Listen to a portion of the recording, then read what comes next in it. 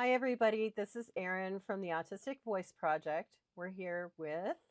Oh, Matt Lowry from also from the Autistic Voice Project and from Kentucky. Yes, that's right, because I'm in California and I forgot to say that. So, we're actually recording this after having recorded the episode you're about to listen to. We want to give you a heads up that this is what you're about to listen to. First of all, it's like an hour and a half long, um, and it's heavy. We start off with our usual Yeah, banter, yeah, it was um, silly, but but it got pretty intense. but it got heavy and intense, and we we want to give you a heads up so that if you don't have the spoons for that or you don't have the time for it, we totally get it, right? Like if you need to skip it or skip it entirely, skip it for now, whatever you need to do to take care of yourself, that is totally important and valid, and we want to encourage you to do that. So we wanted to give you that information before we launch into the episode on chronic illness, which kind of morphed into an episode about my experience with endometriosis and other chronic health issues. So, And for a lot of you, you may be going through the same thing. You may have gone through the same thing. Hopefully, it mhm. is. I think it's very helpful. I think it's a very important topic to tackle. But then again, I don't have all these parts, so I am able to approach this from an outside disconnect that a lot of people Right, may not have the same opinion. So if if right, you have been through this and it is a sensitive topic for you, mhm. yeah. Yeah. Just take a moment to feel into, especially if you're somebody who has some lived experience that's similar. I would encourage you to take a moment to feel into whether it feels like the right thing to listen. And, we hope you're able to, but we also get it if you're not. And more than anything, what we wanted to do by sharing that was give you information and support um, by understanding someone else's journey, in this case mine, um, to to help equip you for anything that you might be going through. So that's it from us for this mini introduction, mini episode. I don't know, whatever. That's it for the introduction. Now onto the full episode. Hi everybody. Welcome back to the Autistic Voice Project. As always, I'm Matt Lowry from Kentucky, And I'm Erin Findlay from California. and hopefully you all had an excellent eating day. You remembered the origins of our holiday. You refrained from too much splurging on shopping day, and now you are here on Krampus Not Eve. I welcome you to Krampus Not Eve. It is a holiday in our household because this is the night when the Krampuses run wild.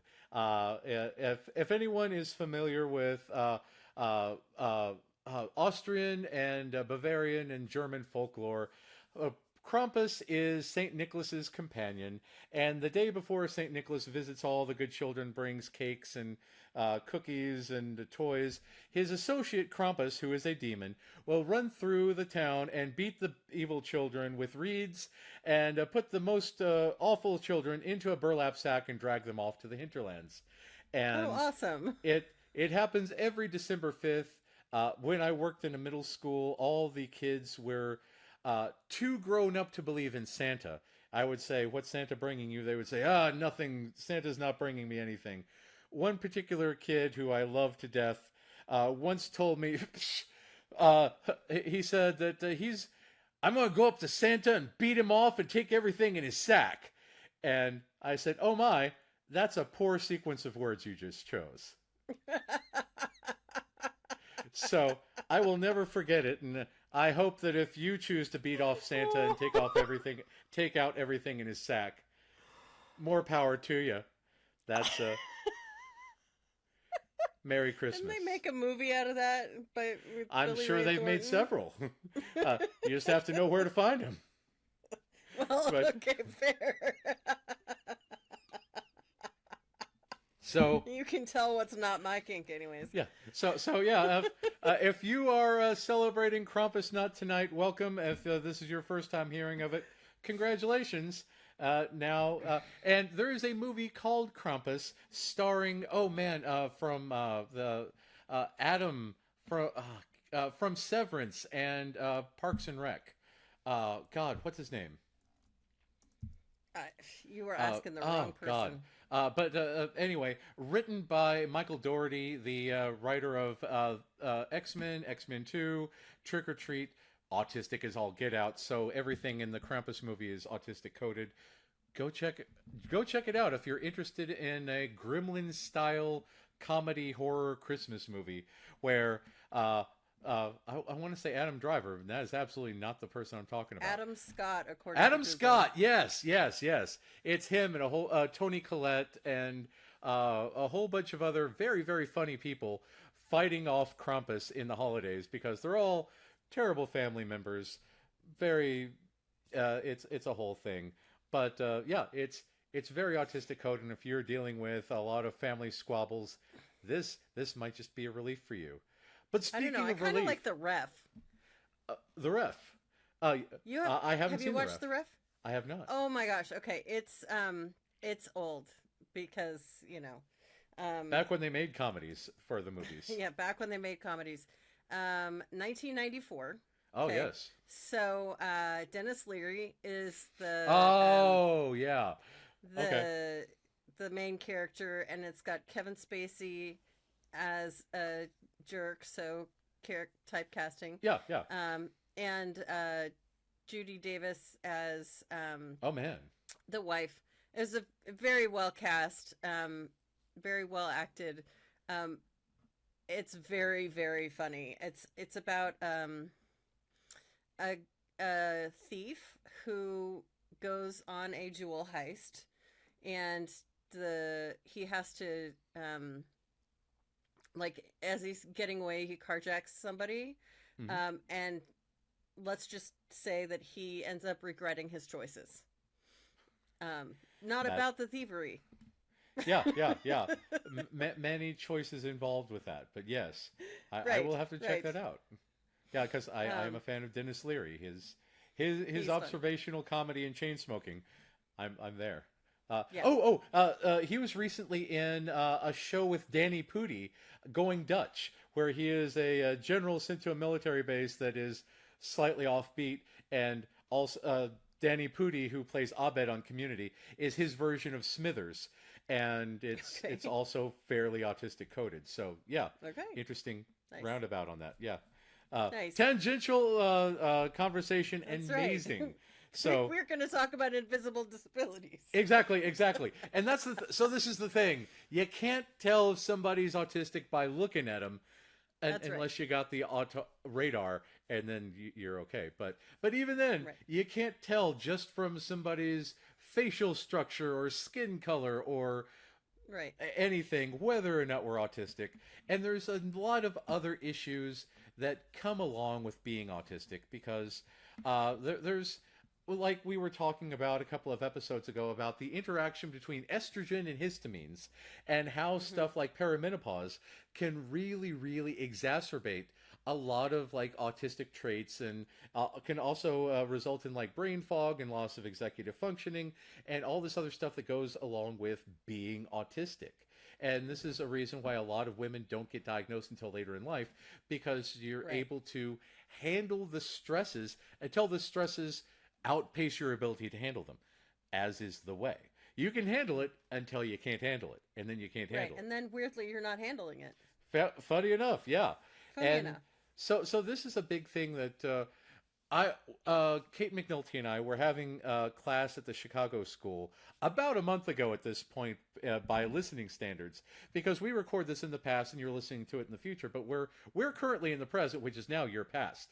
So in the past this happened, which was just today, but it turns out that there's a lot of people out there who don't know about all of these things that we experience. So we figured that it might be good to have a on the night when Krampus comes around, It's good to talk about all of these things and how All they the might ways our bodies are cursed. exactly because like I've spoken before about MCAS and how I randomly can't swallow and my eyes are far too dry and Oh there's shoot! like I should have done eye drops. Sorry. yes yeah I, I would do eye drops but I can't find them because I Right. I set down my glasses the other day and I needed my son to find them for me because I got Velma Hmm. syndrome. So Yeah. yeah, but that's so. This is the thing about like our wonky meat bodies doing weird things, and other people don't know that don't know that these things exist, so they don't know to give us accommodations for them. For instance, like at Disney World, they have the DAS Pass, the Disability Access Services Pass, and they recently re redid the whole thing to limit who can get in and who qualifies and stuff. And a lot of stuff like irritable bowel syndrome is no longer qualified. So if you have irritable bowel and you can't stand in line for like an hour because, that's a long time to That go without seems like pooping. a bad plan. Yeah, you either get to spray diarrhea around everybody on in line or you don't get to ride and they're still working with stuff. It's primarily, thankfully for us, geared towards helping autistic kids. So it's great in that regard, but there's still a lot of invisible stuff that a lot of people don't recognize. So I figured we would spend tonight talking about some of these things and how they impact us and what they mean. So, like, anxiety can cause a lot of physical manifestations like irritable bowels. EDS can cause a lot of stuff like irritable bowels. EDS stands for Ehlers-Danlos syndrome. Oh, yes, it does. And there's 13 different types. And it can range from stuff like having stretchy skin because the collagen just is wonky, or bending your fingers far beyond this. And yeah, we showed a picture in the training of somebody with legs that bend kind of like this, where their knees are on this side and was bending like this. And somebody asked, I don't get it, what's wrong with that picture? And I said, fun fact, human knees don't bend that way.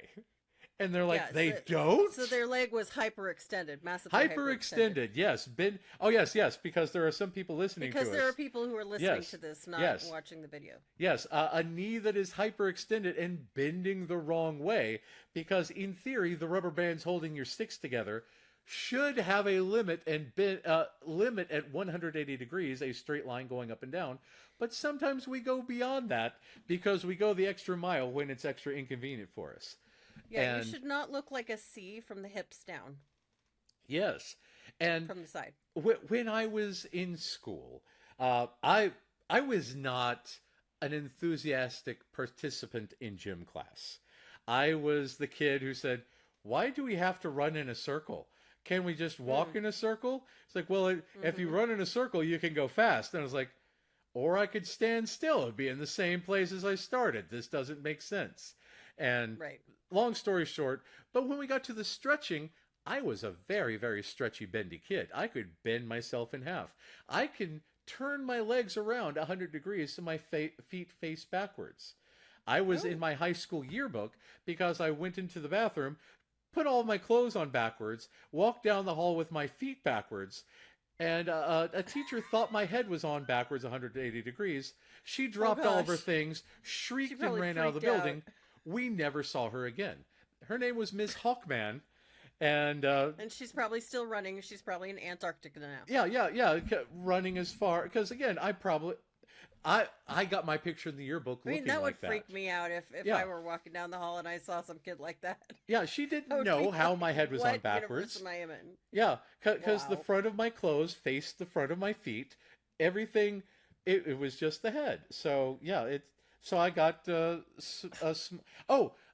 was Did you on get America's. suspended for that? Because you probably Oh, did. no, no, yeah, it was Oh, just okay. one of those things. But memory unlocked. I was on America's Funniest People with Dave Coulier and Arlene Sorkin, who later became Harley Quinn in Batman the Animated Series. So Okay. I haven't been able to find a clip on YouTube to save it, but it was on there. So yeah, Well, if but you ever anyway, find it, I'd love to see. yeah, me too. Because it's one of those weird things. Because I show up in weird places doing weird things, mostly at the opening of Star Wars movies. But yeah, so if you do have this hyperextension, for instance, like John Ritter's heart fell apart to go from something incredibly fun to something incredibly tragic with no transition whatsoever. We are not a transition people. But yes, if you have vascular EDS, your blood vessels don't have the collagen necessary to sustain them, and you will have cardiovascular distress. You're more likely to have strokes and heart attacks and all these things.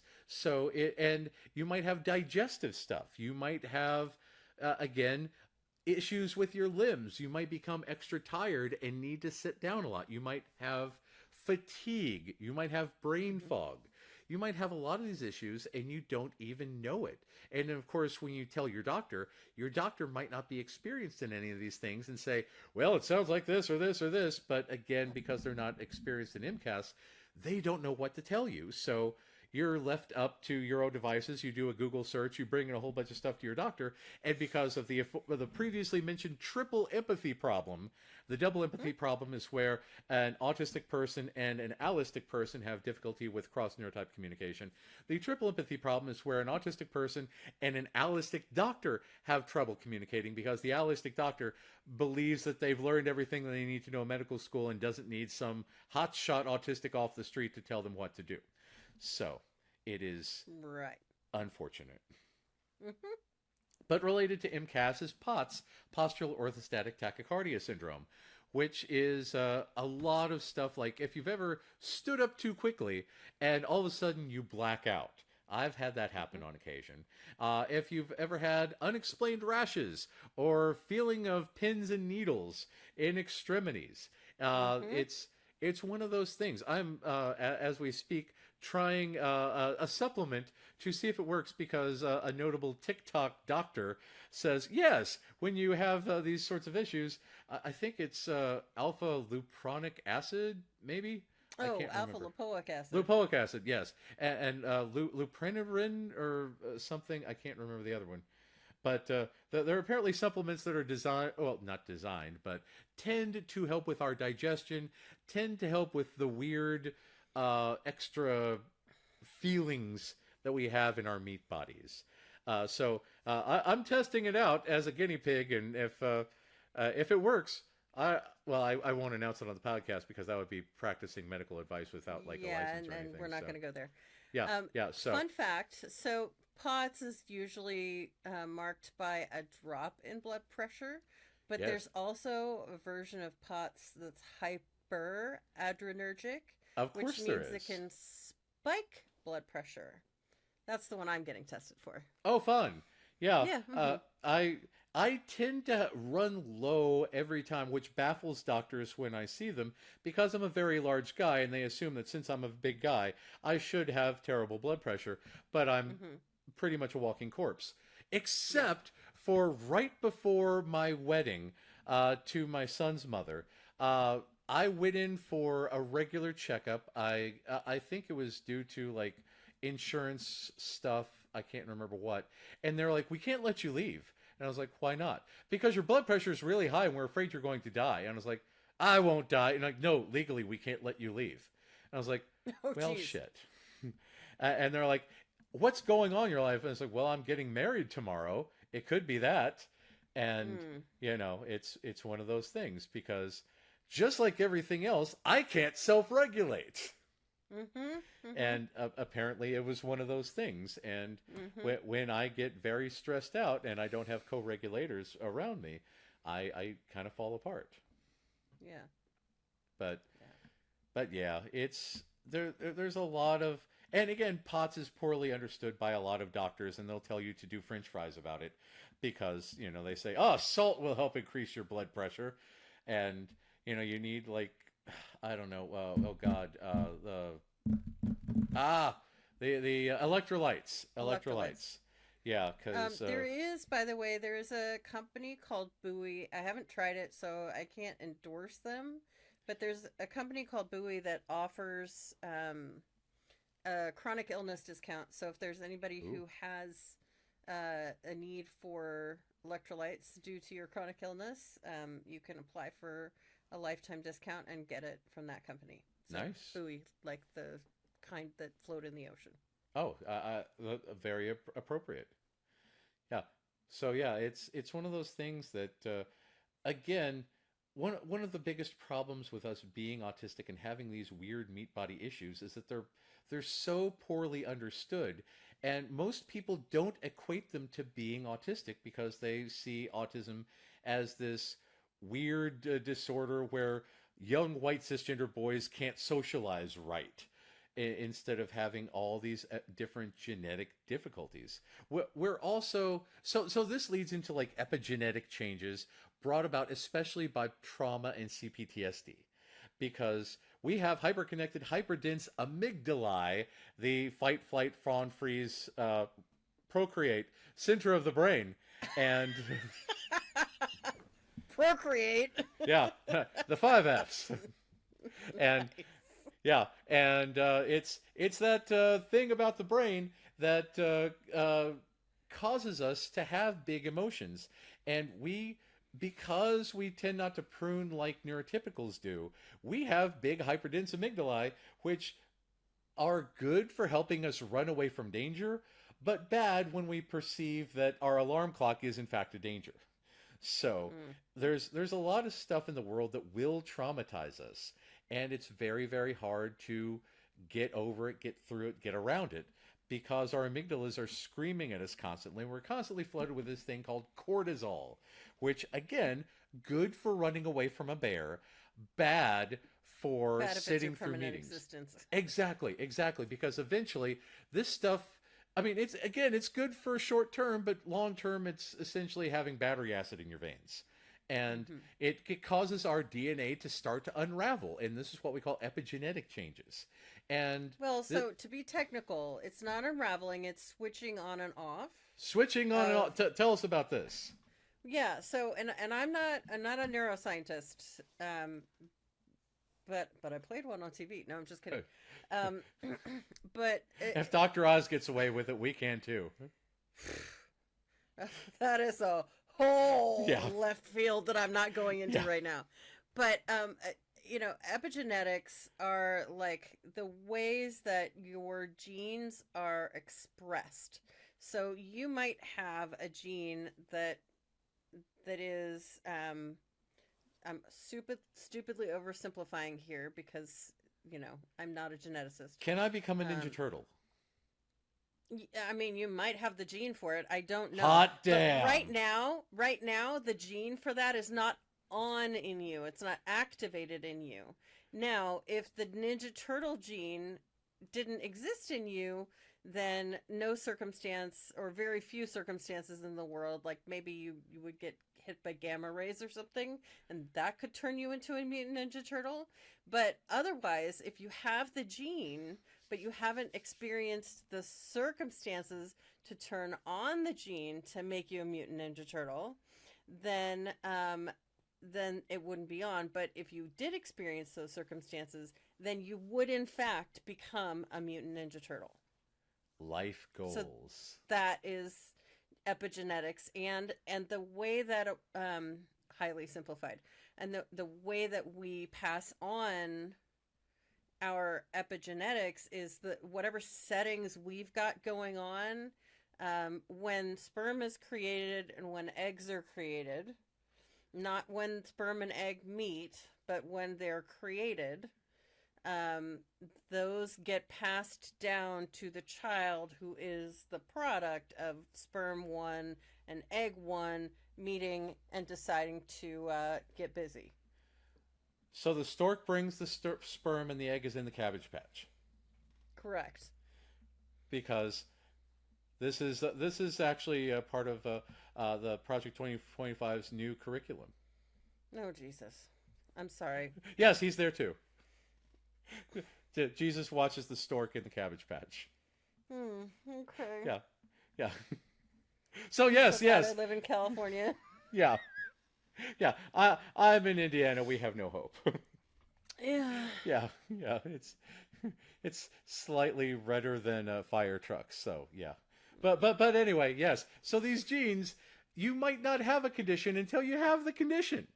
And Right. when you get, especially trauma, can cause activation of things that were not previously there. Right. Yeah. So it's generally believed that you would have the susceptibility, but then that circumstances would activate that susceptibility to flip it on.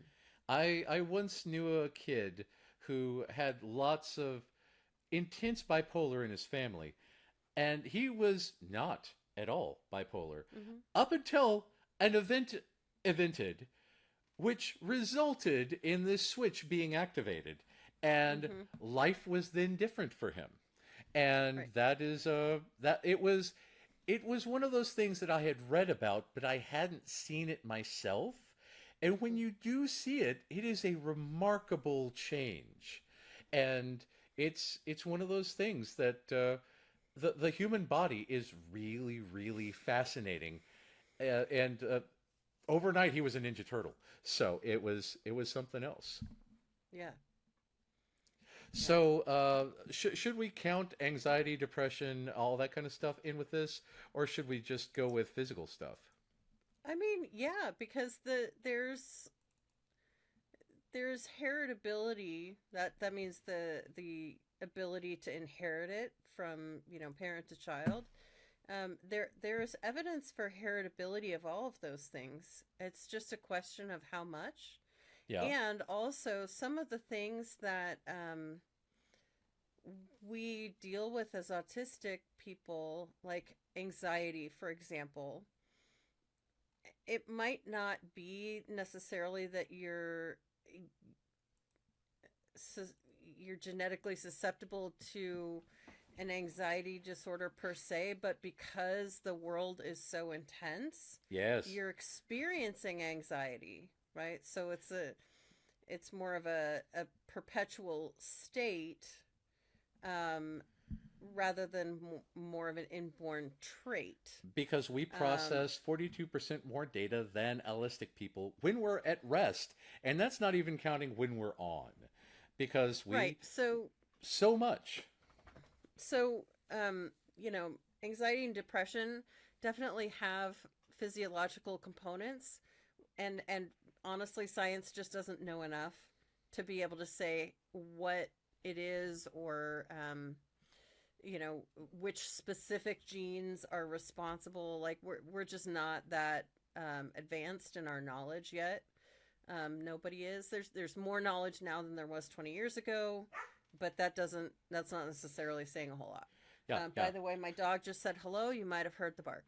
Um, you also might have seen a tail if you were watching us on the video. One of the Um, perks of being a YouTube viewer is that you get to see dogs. that's right. Right now, she's pitching fit because she wants a thing from me, and I am not giving it to her yet. Um, so And she's she is being throwing a vocal and getting tantrum. her needs met. And That's this is right. the She thing, is. because part of autistic self-advocacy is barking until your needs are met. Because there are lots Sometimes. of people who do not speak your language and do not understand. And again, with anxiety, we can have expectation sensitivity, like your dog saying, I Right. expect to have this thing at this time. Why is my thing Right. not being met? And you say, Right. but there's other situations, dogs. But dogs, Well, trying to explain a podcast to a dog is very, very difficult. just like it's very, very difficult to try to explain a freaking time change to a dog. Oh God. Oh God. Um, yes, exactly. Oh, dog. Yes, yes, Oh, yes. dogs. Yes. Yeah. Yeah. My son isn't really big on why we do the time change. He just loves changing all the hundreds of clocks that we have. He's welcome to It's, come to our house and do yeah, it. it was a major holiday for him. But yeah, Uh, yeah, I can see it's that. well, your dog is incredibly vocal about this and Hold getting on, those come needs here, met. baby. But yes, yeah. So yes, we have that expectation sensitivity, and we're constantly trying to calculate the correctest, most bestest path, and the most rightest thing that we can possibly do forever, all the time, always. And when things do not go according to plan, it's often distressful to the point of distressful, distressing. That's the word. Distressing. Distressing. Yes. That's But some echolalia distressful for free also there. works. Like it's Yes. very descriptive. Yeah. And yeah, yeah. So yeah, we often have issues around that, and we often have depression when we have the learned helplessness, meaning that we know that we Hmm. can't fix these things, and Right. we know that people will misunderstand us, and we know that we will have difficulties with this, and it's very, very hard to get around all this.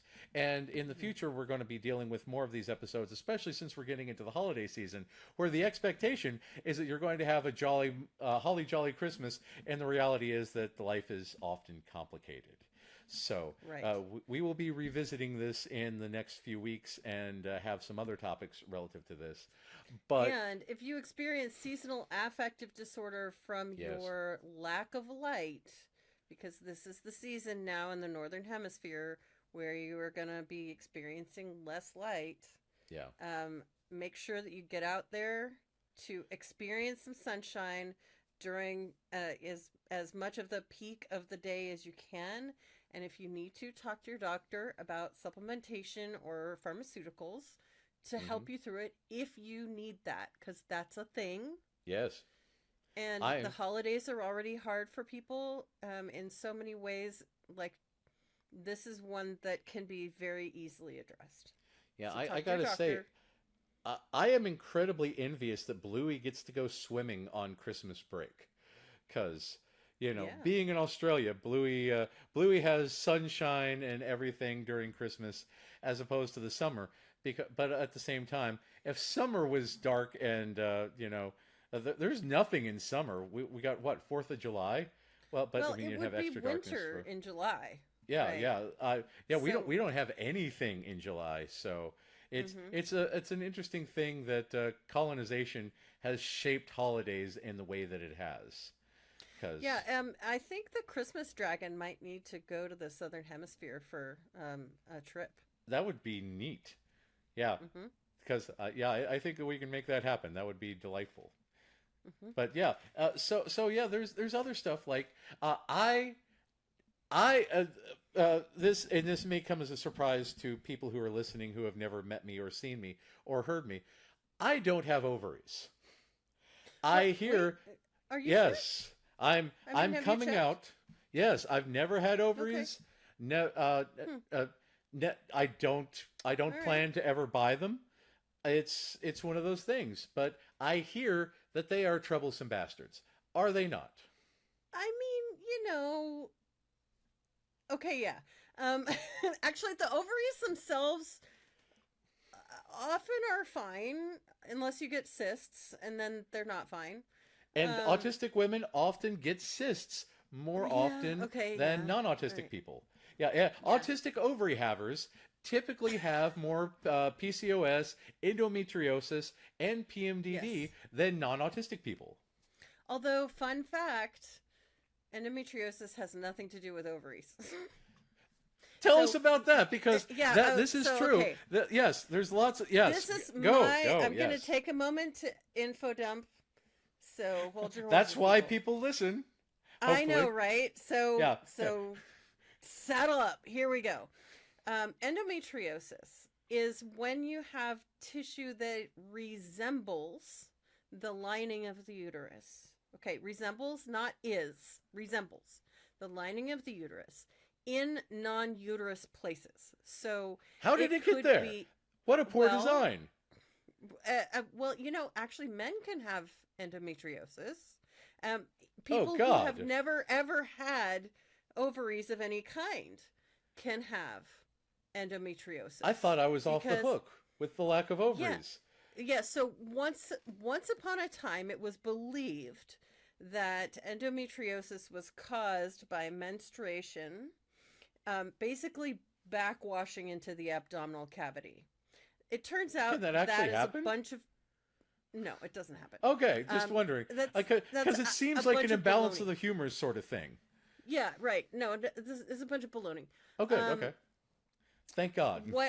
what actually happens is during cell division, while a fetus is developing, there are these things called Müllerian cells that are help with the biological sex development of the child. With like Okay? XXXY sort of programming to develop the bits and pieces that summon the stork and cabbages. Like this bit is going to develop this way, this bit is going to develop that way, and hormones and all the things, make it happen. The term sexual dimorphism comes into play. True. You can be a mighty sexual dimorphism. Right, exactly. And so, and sometimes those cells mutate in ways that are not optimal, and sometimes those cells migrate in ways that are not optimal, and so it starts out that way in fetal development, and then those non-optimal things continue out into the person's body as the person develops. So you can have endometriosis in the brain.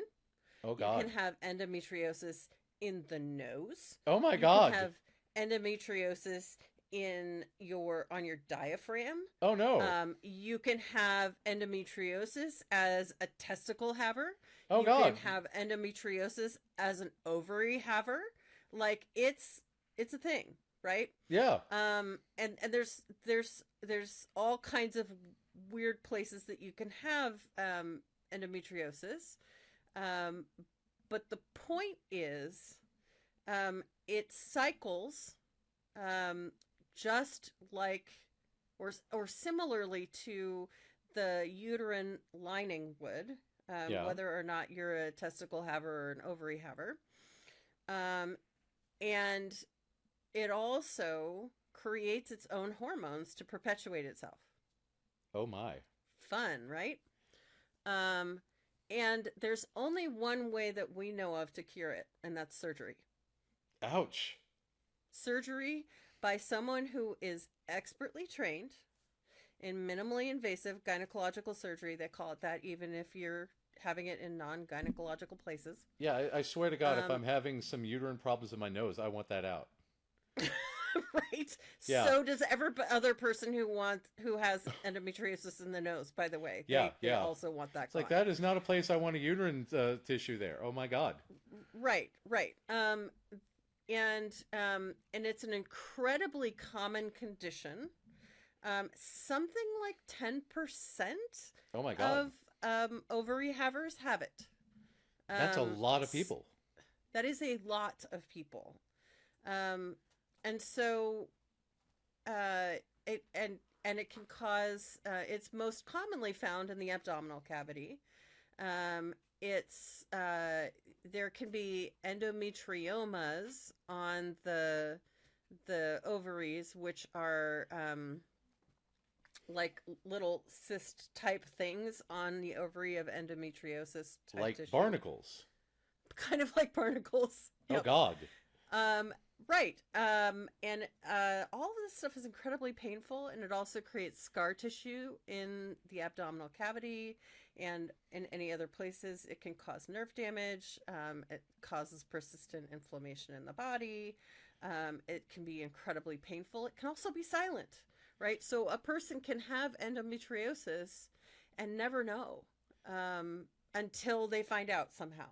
And until suddenly there's issues when the tissue has been building and building and building for a certain amount of time, and then all of a sudden it causes a lot of pain or discomfort, or my nose exploding or something. And right, or it can be found, like infertility treatment is one time that endometriosis can often be found, because endometriosis impairs fertility, particularly for ovary havers and uterus havers. And the problem about this is that ovary havers and uterus havers, traditionally when they go to medical professionals who do not have those things, are not listened to very well by the people who do not have those things. Yeah, there's What up with that? How do you deal with that? How do you deal with pain, especially from people who do not have those parts, who say, it's just in your head? Well, funny you should ask. Funny, tragic, Yeah, right. Right. Which definition of funny are we opting for? Yeah. Funny, haha, funny Alfred Hitchcock. So, medical gaslighting is a thing. Ouch. And it happens particularly often to breast havers, ovary havers, uterus havers, um, particularly by people who do not have those things, but sometimes also by people who do.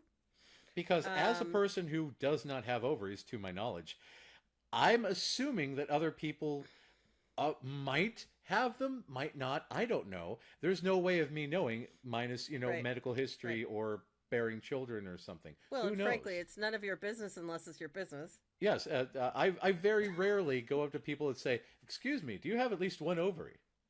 Mm-hmm. That seems like that would be an invasion of privacy. Right, exactly. Exactly. So, a lot of times, doctors will say things like, take some Advil, it'll be fine. Take some Motrin, whatever. If you are someone who's capable of getting pregnant and interested in getting pregnant, the doctor will often urge you to go ahead and get pregnant under the mistaken Dar, belief that pregnancy will cure the endometriosis. dar, It doesn't. that seems Um, insane. it doesn't. Yeah. Mm-hmm. Is pregnancy to alleviate a physical health concern advisable? It seems like there's a No. number of complications to go along with that. Yeah, Not the it's least of which is all of a sudden you have a child, and right. Right. that is Right. fascinating. But most often what happens is the person with endometriosis who is suffering from that pain um, will try to cope in any way they can, right? And that As includes one things would like dealing with pain. right, because pain is not fun. No, I And don't like pain at all. endometriosis pain is not the same as regular menstrual cramp pain. And by the way, regular menstrual cramp pain is also not supposed to be as painful as it is for many people because undiagnosed endometriosis. Also, for anyone who is watching on YouTube, my dog is now joining us. I saw Um, your dog. yes, I am watching video that's with my Kona. eyes. She's on the seat behind me. She's all black, so if you can't see her, turn up the contrast on your video. Um, if you would It's like to see her. your pet shadow. Yeah, no, my pet Shadow is somewhere else. Yeah. He's my cat. Anyways, so because Kona black coffee Shadow Ah, cat. I like that. Mhm. So as a non-ovary haver, can I Yes. safely assume that people who have endometriosis pain are just being super dramatic? Would that be accurate? Would you like to be punched? Ha! Because if you would like to be punched, feel free to assume that.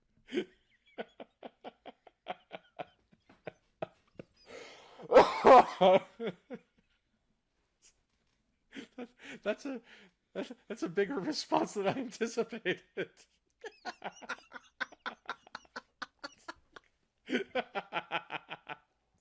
So yeah, well, I will assume that you might have some experience in this regard. Hey, that would be a fair assumption, in fact. So tell us about this. What is this like with this pain that you speak of? The pain of Um, these mystery parts that are foreign to us. so so my story is that I had both endometriosis and adenomyosis. And What is adenomyosis, adenomyosis? yeah, see, there you go. Yeah. Hardly anybody knows about adenomyosis, and it drives me bonkers because um, adenomyosis needs to be known, and it's not. It's even less known than endometriosis.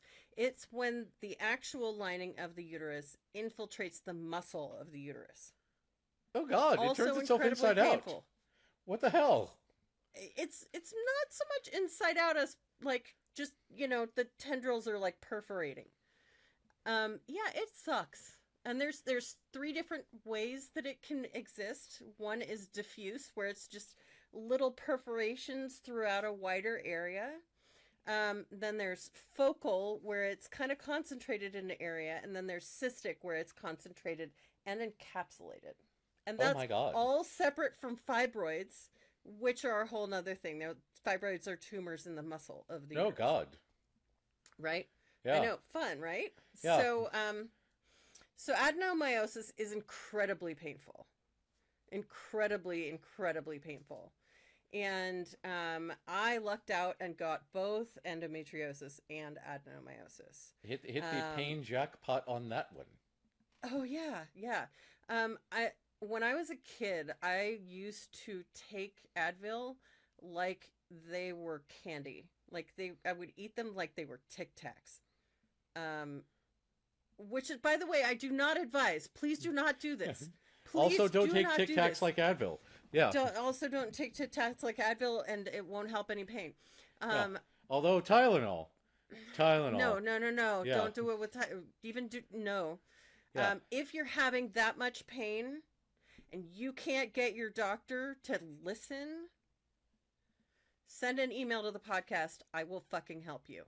Okay? Wow, that's some good advocacy because it seems Okay. like that's a lot of pain to deal with. Again, Yeah. not having these parts, I don't have any. I've had kidney stones, but I don't have any frame of Okay. reference to judge by how that is. So The again, lots of now professionals might assume it's being made up. So tell us about the when you pain. had kidney stones, Yes.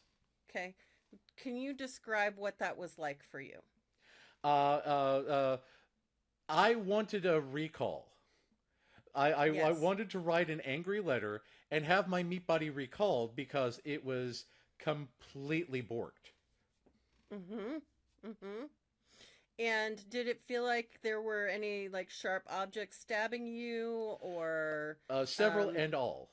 nausea, cramping, anything like I that? assumed with the most recent round of kidney stones last year, I assumed that if I puked enough, eventually I would stop puking, but that did not happen. I kept puking even when my stomach ran out of puke, and it tried to supplement with bile, but even then I ran out of bile. And then I was Mm-hmm. like, if only I could puke more, I would stop wishing to die. Right. Okay. So other than the puking part, that's how I felt for 10 days out of every month for That's a third of the years. month. Oh hell. What? For years. For years. A third of the month. A third of your life. This For is years. for years. And the kind of messaging that I got was, go ahead and get pregnant. That'll fix it. It doesn't. That seems ridiculously ill-advised. Um, it the um the doctors that I dealt with told me to take Advil, like I wasn't already. Because, and this is the thing about kidney stones. You know what really helps kidney stones? Passing them. Morphine. Oh Morphine yes, really. yes. Morphine Morphine really is helps. great. God. Mm-hmm. You know what's better than anything? Morphine. But Yeah. they said that you should do Advil about it when obviously morphine way better. Did they not understand the level of pain? That's a great question. Did they not understand it? Did they not believe it? Did they Ouch. not take it seriously? Did they not think it was something that signified something real? I don't know. That's I so what is it like I to don't go deal to any of those doctors anymore. I don't blame you because again, here on the podcast, I can ask stupid questions because Yes. it's a podcast and we need to Right. be entertaining, and otherwise it's just nonstop dark stuff and we just really hate that. So we need the levity. But when you're dealing Right. with actual professionals that you go to say, "Please alleviate my pain," and they Right. don't understand and they dismiss you, what is that like? Because I would throw a chair. I mean, honest to God, it's that when you're sitting there feeling like you're repeatedly stabbed and in need of something on the level of morphine in order to alleviate that discomfort, and they're saying perhaps you're making it up. That is horrifying. That is you're having a chest burster come out of you, and they say Yeah. do Advil about it. Yeah. It's enraging. Yes. As you might have noticed from some of my reactions, Yes, even now. I mean Even seriously, I've known you for a very long time, and you're always fairly Yes. even keel, but that tapped a nerve. So It tell did. us, that's Yeah. that was a much bigger reaction than anticipated. Right, right. Yeah, yeah. You've known me for years. I had surgery for my endometriosis and adenomyosis in 2019. Yeah. Okay. I knowing back, looking back on my life, I have had endometriosis my whole life. I was having symptoms in high school. It went quiet for a while I was on birth control, but and I was on birth control from like age 18 to like age 36, when we went off to try to have kids. We never were able to have kids. Yeah. Um, yeah. Um, oh, I might cry. And it's okay if I do. I'm all right, Yes. people. Yes. I have I have processed this grief, and there's still a nerve there, as you might have noticed. Um, so uh, anyways, birth control quiets the symptoms. It does not stop disease progression. So what happened was from 18 to 36, my body was endometriosising every year, every month, doing its thing, progressing, building up scar tissue inside my abdomen.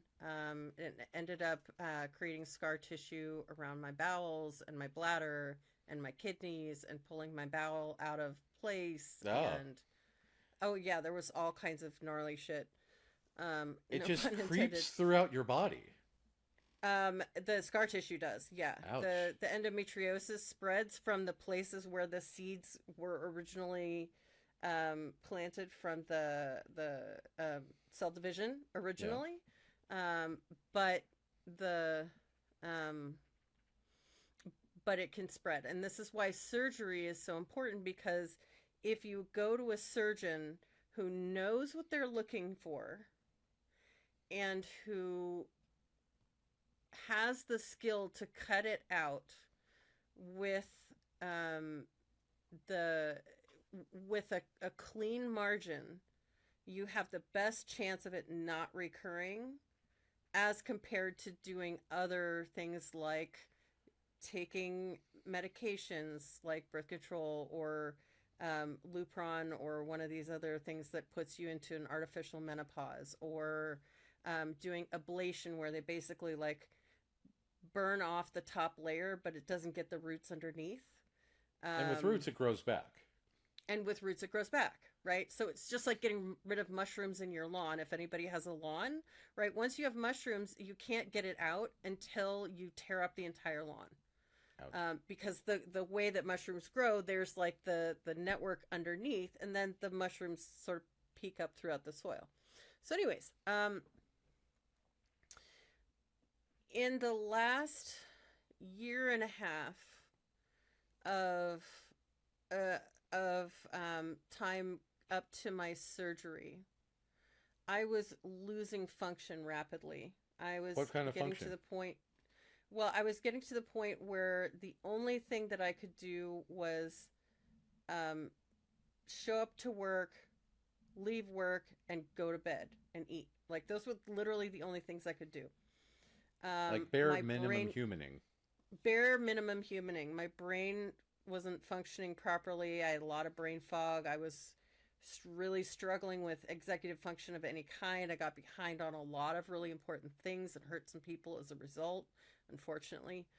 Um, and um, and it was a real problem. About Actually, no, so that was about 2 years that happened. I was dealing with enough pain that by the time I had surgery, I was taking 4 pain meds every day, including an opioid. I finally did find a pain doc who listened. Yeah. But by that point, like I didn't want to take opioids, but it was the only option. Well, Um, very few people do unless they're in right, extreme pain. right. I had burns and aggravation on my back and belly from the heating pad overuse. Yeah. Because I was using, heating pads and um, sleeping on them, which you're not supposed to do. Don't do that. It's bad. Um, I got burns the same way. So from the kidney right, stones. right, exactly. Like, um, so all of that. And then not quite a year before my surgery, when things were still in the process of going downhill, it would get to the point where I would be trying to function and um, fighting so hard to try to function that I would be literally like driving my car with a death grip, slamming my hand against the steering wheel to try to distract myself from the amount of pain I was Holy in order God. to make a 15-minute drive. That Like doesn't that's sound like a suitable way to live. no, it's horrible. Um and uh and then I got a pulmonary embolism. Oh. So for anybody who doesn't know, a pulmonary embolism is a blood clot, or in my case, a shower of blood clots Oh in your God. lungs. Right. Fun fact. Estrogen from endometriosis, or estrogen in general, increases clotting factors. Right. Estrogen causes a lot of problems. Well, I mean, estrogen out of balance causes a lot of problems. Yes, yes. Estrogen itself is fine, Yeah. but estrogen out of balance causes a lot of problems. Yes. So if you're doing anything with estrogen, make sure you're well monitored by people who know what they're doing. Yes, yes. So I was hospitalized for a pulmonary embolism, multiple pulmonary embolisms. I didn't show any of the typical, like, they ask you, have you been on a plane recently? Are you taking birth control pills? Are you, are you sedentary? Are you this, that, and the other thing? And the answer was like, no, no, no, no, no. They're like, well, okay, we don't really think that this is a pulmonary embolism, but there's this one blood test that actually does kind of show something funky. So we'll just do the thing. Because, by the way, when I went into the hospital, when I went into the emergency room, my blood pressure was ridiculously through the roof, like terrifyingly high. Yeah. And so, It sounds like your body was in a huge amount of distress at the time. huge amount of distress, right? Which could have gotten caught and attended to by anyone who would have listened to what I was going through. Right? Ouch. Right. And so,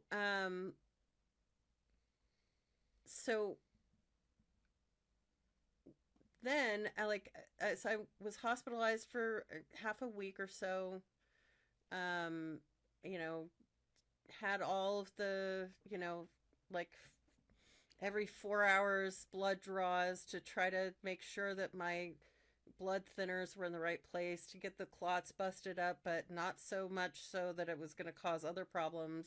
Right. And then there was the question of what caused the pulmonary embolism, and oh, by the way, like, since we're doing all this thing, I guess we can take a look at what's going on with this pain stuff too. Because the pain was secondary to something that they could see and or measure. Right. Okay, and so here's the part that's going to make you mad. Because we haven't been there yet. Are you ready? We haven't gotten there yet. Fascinating. Oh God. I'll buckle up. Tell me. Yeah. When I went to my gynecologist after getting out of the hospital to say, like, hey, I really, like, something really needs to be done about this pain. It's a problem. My psychiatrist was the one who was like, are you sure you don't have endometriosis? My psychiatrist. She's not the one who should have been telling me that. This is Um, really the whole profession. I mean, Yeah, my psychiatrist is brilliant, so you yeah. know what, I'll take it. But she was like, "Are you sure you don't have endometriosis or something? Like, because you talked Why did about the this pain." gynecologist not see this, understand it, or know anything about this? That's She knew. what? She said, "Oh yeah, you probably have endometriosis. Let's get you pregnant. What? Oh, That should take care of it." so pregnancy was the solution to the thing that damn near killed you. In her mind. In her mind. Hmm. So this came from a person who had these parts. They didn't even have the guise of gullibility, like, you know, Right, me not having these parts. I don't understand this. So she didn't even have that excuse. right. She knew, and Oh she'd my never God. ever mentioned it to me. Why? She never mentioned, "Hey, I think you might have endometriosis." That seems like a very significant thing to note, especially with all this other stuff going on. Yeah. Oh my God. Hmm. Isn't that malpractice? No, it's standard of care. I'm sure that there are ovary and uterus havers listening to this saying, yeah, I've been there. Uh, Yeah, and so for those of you who have, I just want you to know my heart is with you. I have had my own journey with this. For those of you who are dealing with these issues now, you do not have to put up with that shit. I will help you if you need it. and I'm guessing that, again, with the people downplaying all the symptoms, downplaying all these things that you had to go through, what is it like to be ignored, not to be heard, and to be gaslit into all this to say that you are not experiencing the thing that you are experiencing? Yeah, PTSD.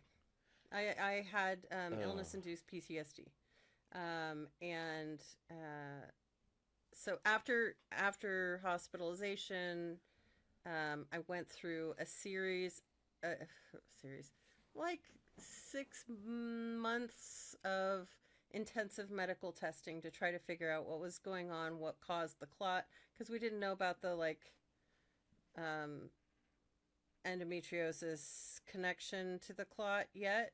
Um, so I was working with a hematologist on the blood clotting side and my gynecologist on the lady parts over uterus parts side. Were they And communicating? Was there a no, no, no, structure? no, no. Oh I God. was the conduit. I got very good at communicating what needed to be communicated because I was the conduit. You had to navigate Um, your own care while suffering through all this. yes, yes. Uh, And then so I went through a wide variety of tests up to and including a bone marrow biopsy because we were trying to figure out what caused um, the uh, the clotting. Bone marrow biopsies are no fun. I don't recommend they volunteering have for to one. drill into your bones, don't they? Yes, they do, and they do it with an ice pick. Oh my God! What? Sorry. Oh God! Well, fascinating that you apologize to me with my horror, but you're the one who actually had to do it. Yeah, Oh I know. my! Yeah. Oh my! Um. Oh God! Yeah. The how the fuck does that happen? You don't want to know. Oh God! You don't want to know. So this is where some CPTS or some PTSD comes from, Oh, for because sure. yeah, For that's sure. horrifying. Right. And so it wasn't until I had gone all the way with the hematologist, done all the tests that he could think of. I actually flew to New York to see a specialist because there were some questions about some of the tests and the biopsy results. So I went to see like an Uber specialist in New York City. Um, And he was the one who was like, you know, you said you have endometriosis. I bet that's what caused this. Right. What was your reaction to that? Fucking of course. Yeah. Right. And in that same period of time, I had done a variety of tests for, like uterine polyps, and did a endometrial biopsy where they take a biopsy of the uterine lining, to see like was there anything going on there that was unusual. Thankfully, no. Um, and so I, again, in consultation with my psychiatrist, who was the one person who got it, Fascinating. she was like, I've heard about this one surgeon who has had great results for endometriosis. Maybe you should give him a call. So I did. So you had to find the right person to navigate you to the right person who could solve this problem, despite having a team of professionals that you had to coordinate yourself, who each, Yes. in theory, had many points along this time where they could find the right diagnosis, guide you to the right treatment, and fix the problem over the course of like Yes. 2 years.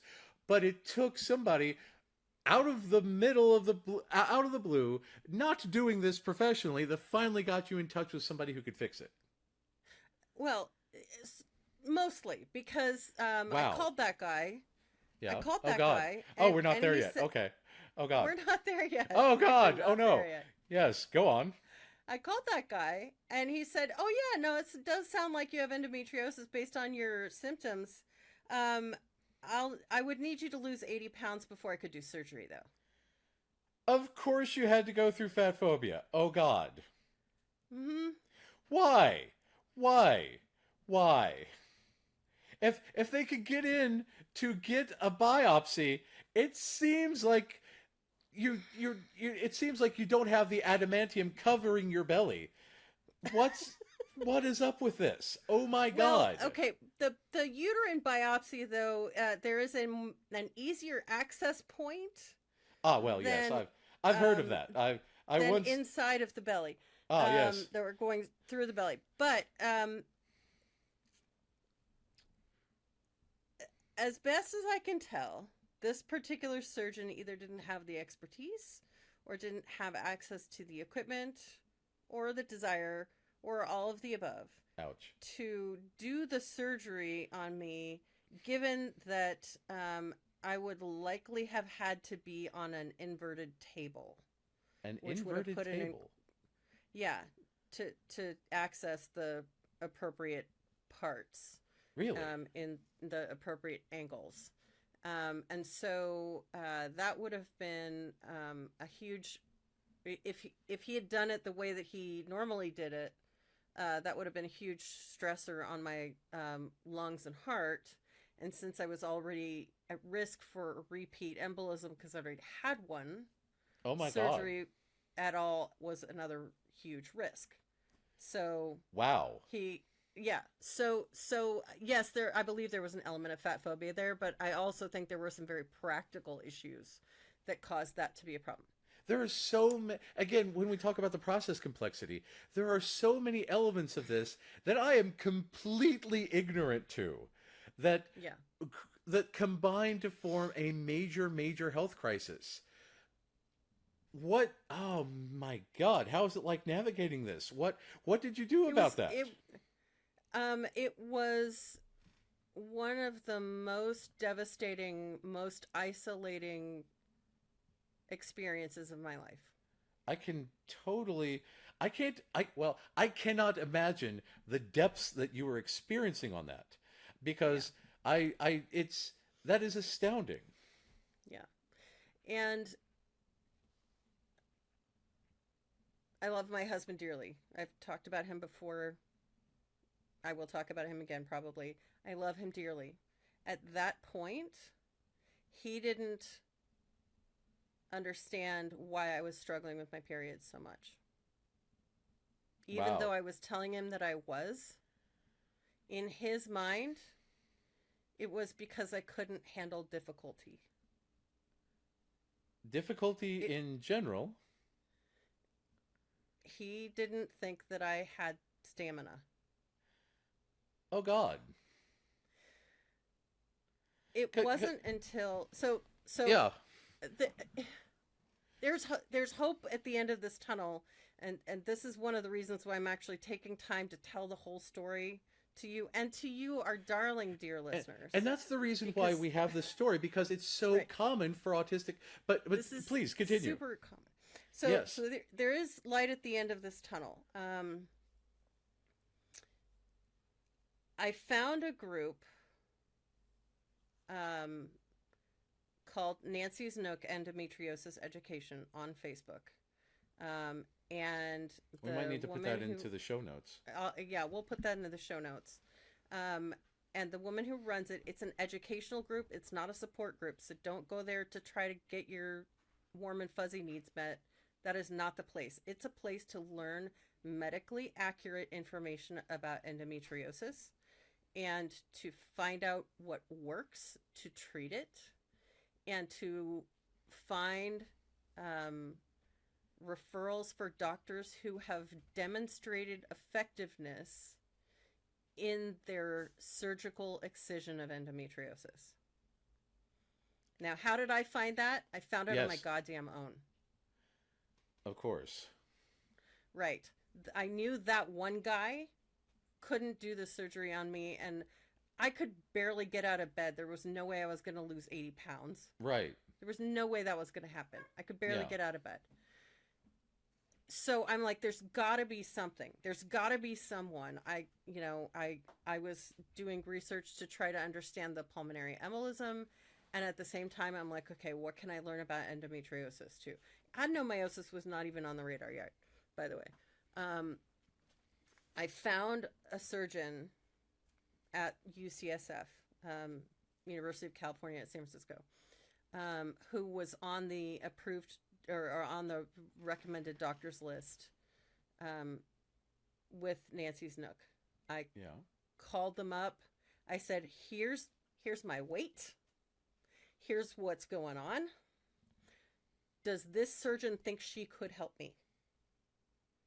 They checked with the surgeon. They were like, yeah, we can help you. Let's get Thank you in. God. Right. So I got in. I made a pest of myself. I called I don't know, if it wasn't every day, but it was probably at least once a week. I'm like, get me in as soon as you can. I'm going to put myself on the wait list. And by the way, you're going to be my new best friend because I'm going to call you until I get my appointment as soon as possible. Well, I Right? mean, with everything else that you've been through, you have to be a rabid self advocate because everybody else has Exactly. been giving you the shaft. Right. And not in the fun way Yeah. either. And so she got me in. She got me started on the pre-op workup. One of those things was an MRI. And on the MRI, fun fact, endometriosis mostly doesn't show up on any imaging. So the Oh only my way they God. can confirm the diagnosis is through surgery. Right? They So if have you're to open gonna you up and look at it themselves with their own eyes because uh-huh, testing does not work. correct. The By and hell is large. this insidious crap? I know, right? But adenomyosis does show up on the MRI. So when I met with the doctor for my pre-op appointment, she said, "So we have some news," because she knew that Mike and I had wanted to have kids. And she said, "We have some news. Here's where I'm going to cry. Yeah.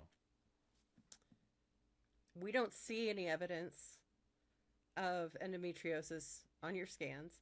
We believe it's there, but we won't know until we go in and look. But what we do see is adenomyosis. And it's not the kind, the focal kind, where you can just sort of do a little slice and then stitch it up together and have it be fine. It's the diffuse kind, which means that there's no way to take it out except with a hysterectomy. So we can do whatever you want, but the options are A, go in, A, do nothing. That wasn't going to happen. B, go in, do the endometriosis surgery, get you as pregnant as we possibly can, as quickly as we can after the recovery. And then when you have the baby, basically do a C-section and take it all out. Or C, do one surgery and take out the endometriosis, any related scar tissue, and the and do the hysterectomy. What did you choose? And I chose option C. How difficult was that? It's one of the hardest choices I've ever made in my life. Oh, my dog just came over to say hi because he's a good boy. He's an emotional comfort dog. Yes. It was several very painful conversations between myself and my husband. Yeah. But it came down to the fact that having two surgeries, as someone who had a history of pulmonary embolism, Yes. was life-threatening. Yeah. In a way that doing one surgery was not. Yeah. Right? And I was so wrecked by the time that it was, by the point that I had gotten to see the surgeon finally, that I would have needed at least a year just to be human again before I could even consider getting pregnant. And by that point, I would have been 43. So High risk. we did the math. Super high risk. Not Yeah. just high risk, super high risk. Yeah. You know, and then you have the clotting issues that come with pregnancy and all of that, because, by the way, pregnancy involves estrogen. Yeah. And that's assuming that I could even get pregnant, right? Yeah. And then you're talking about IVF, Yeah. which is hundreds of thousands of dollars, which we didn't have, Yeah. or intrauterine insemination, which we could have afforded, but like if I wasn't ovulating, because that was one of the problems, was I wasn't ovulating. You know, all the sperm in the world is not going to do anything if there's no egg to fertilize, right? Yeah. It was just too much. Yeah. There were too many variables, too much risk, and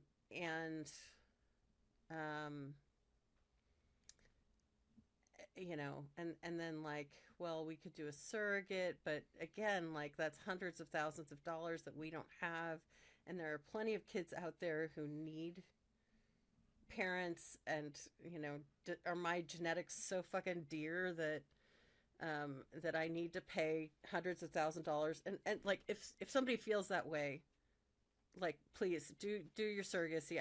I'm not against surrogacy. I'm just saying this is my thinking process for us. Yeah. Right. It just didn't make sense. Yeah. So had the hysterectomy.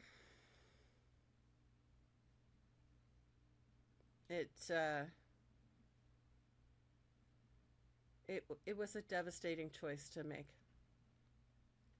And when I was in recovery from the surgery, the surgeon came out to talk to my husband and my parents who were there. And she showed them the pictures while I was still, you know, high on whatever. And she said it's one of the most complicated surgeries I've ever done. She had multiple lesions of stage 4 endometriosis. How many stages are there? 4. Oh, God. Yeah. And all of these scar tissue issues around kidney, ureters, bladder, bowel, etc. And it was at that moment that my husband realized what I had been trying to tell him. Because it's not visible from the outside, and Right. the whole thing. I'm hurting a lot Because again, I'm an idiot. I don't understand any of this stuff Right. because I've Right. never had to have that. But again, Right. I'm not the one doing the actual doctoring here. You need Right. people to believe you as to how much pain you are in, and Yes. just have faith that that you need assistance. Yeah. Right. Um, and so, my husband, when I was far enough out from the meds, he was devastated that he hadn't believed me. Yeah. He was devastated Yeah. because he's like, I have no idea how I missed this, how I misunderstood. And it's like, sadly, I know exactly how it happened, Yeah. right? It's the it's the thing that happens when anyone who has a minority experience tries to express it to someone who doesn't have that experience. Yes. Unless that person deliberately takes a stance of, I'm going to choose to believe you before you even open your mouth. Yeah. Right?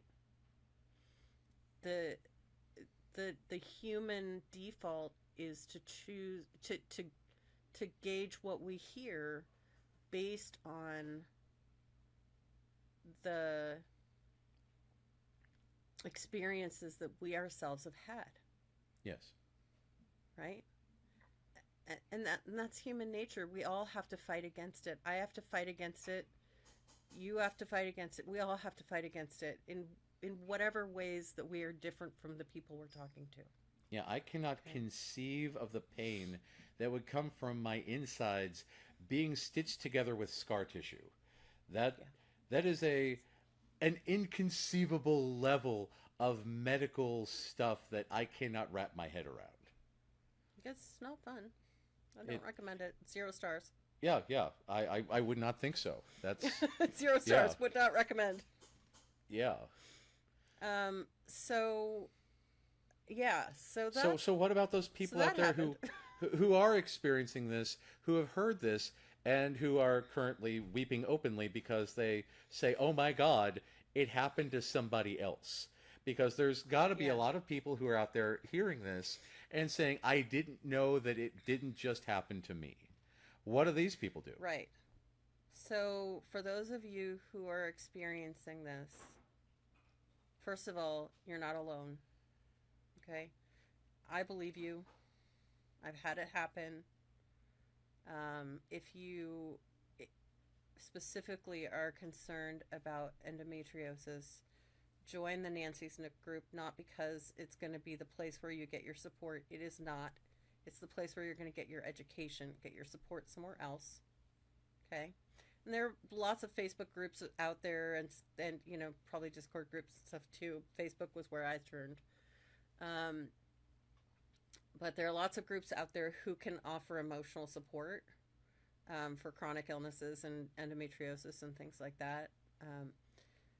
But get your education from somebody who actually knows what they're talking about. Okay? And if you have a felt sense that something is wrong in your body, believe your sense of yourself. I mean, this is one of the things that happens for us so much, for autistic people so much, is we get told that our experiences aren't what we're reporting them to be. If I'm saying, "Oh, my pain is at a 10," and I'm sitting there and I'm looking calm, 10 out of 10, like the most you could possibly imagine, and I'm sitting there looking calm, the person on the other side of the desk is not going to believe me because they're used to seeing people who are at that level of 10 who are flailing and thrashing about and doing whatever, right? And so when you're not performing pain the way they think that pain should be performed, Yeah. they're not going to believe you. But it is, it matters. right? What you're experiencing matters. Your sense of your body matters. Bring a trusted person with you to help advocate so that you, as the person experiencing the pain or the disability or the illness or whatever it is, bring someone with you who believes you, even if they don't understand, who believes you, to help carry the torch, right, when you need someone else to do it, who can help say to the doctor, no, my beloved person here is in pain, has been in pain for 5 days, to the point where she can't get out of bed, she's passing out in the shower, she's burning herself with heating pads. Like, this is not right. Right? Yeah. If you don't have someone like that,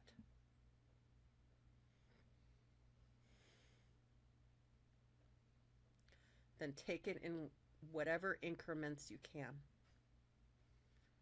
and see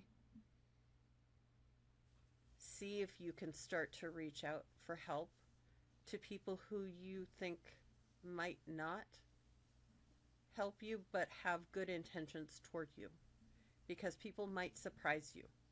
Okay? But if you have to do this alone, I'm going to cry again. If you have to do this alone,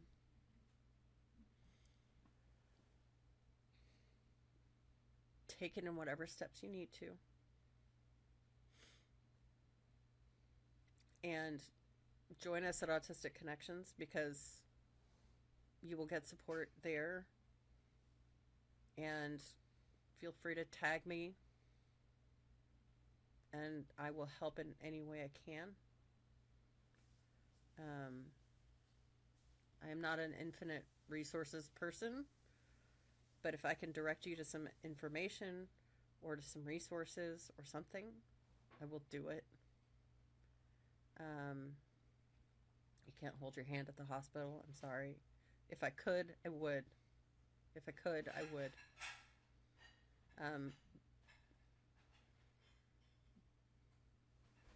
But your health matters. Your well-being matters. Your experience of your body matters. That's important. So yeah, on a show that started off with Krampus, it got dark. Right.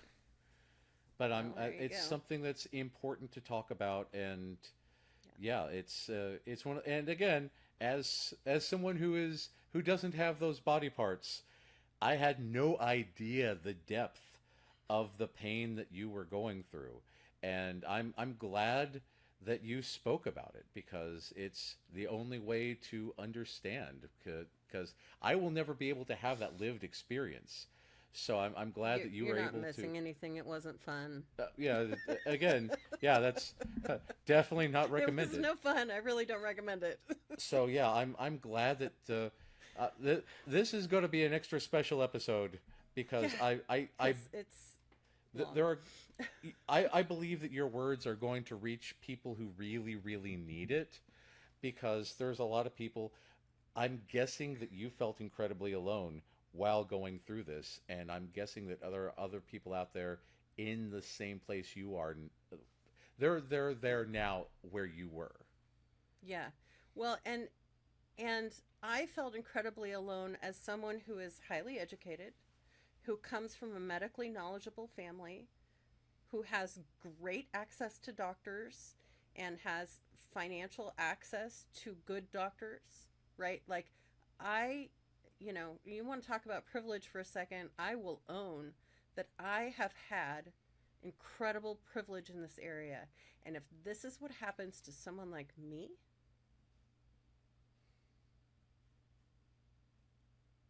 Jesus fucking Christ. Yeah. Yeah. Yeah.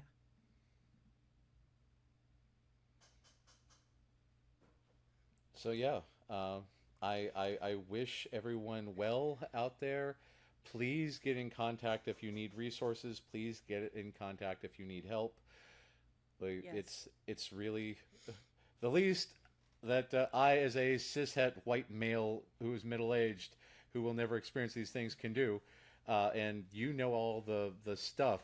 So yeah, I hope that this can be of use to people.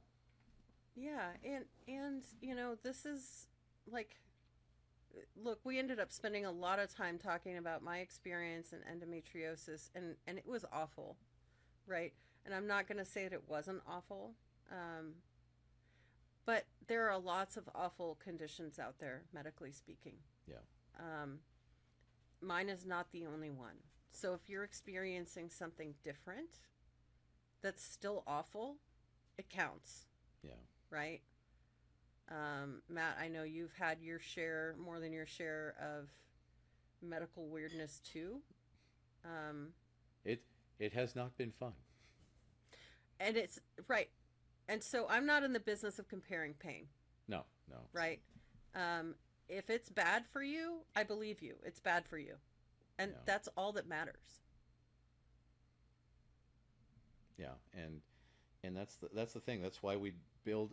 That's why we bring awareness to all this, so that people Right. won't think that they're dealing with it alone, or they're the only person who's ever gone through this. Because there has to be someone out there who's a guide to leading you through this safely and securely, so that it Right. can get better. Right. Right. So I really appreciate you sharing your story, and I think that Yeah, you're it's going to welcome. mean a lot to a lot of people out there. You're welcome.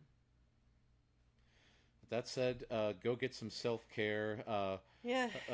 Feed those dogs, and it sounds like your husband is putting away dishes or taking care of something in the background. He just fed them, actually. Oh, So good, good, good. yeah. So So so the dogs are now taken care of. go get Yeah. emotional comfort, and know that hopefully your experience will do some good for somebody out there. Yeah. Thank you. But we'll come back next time on the Autistic Voice project, and I don't know, talk about skateboarding or something fun. But Something fun and lighthearted. yeah, You know, we, because life is good now. I mean, it's not flawless. yeah, Um, but you know, but I'm alive. I have more energy. I'm not in pain like I was.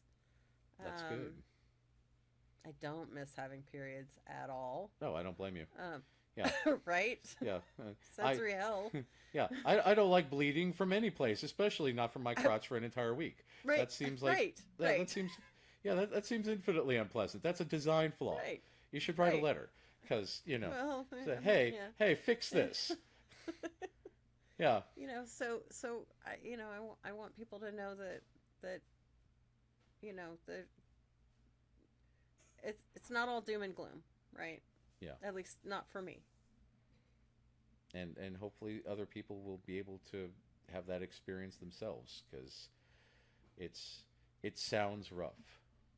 Yeah. But thank you so much for sharing, and Yeah, you're welcome. we will see everybody next time on the Autistic Voice Project. All right. Take care. Have a good one.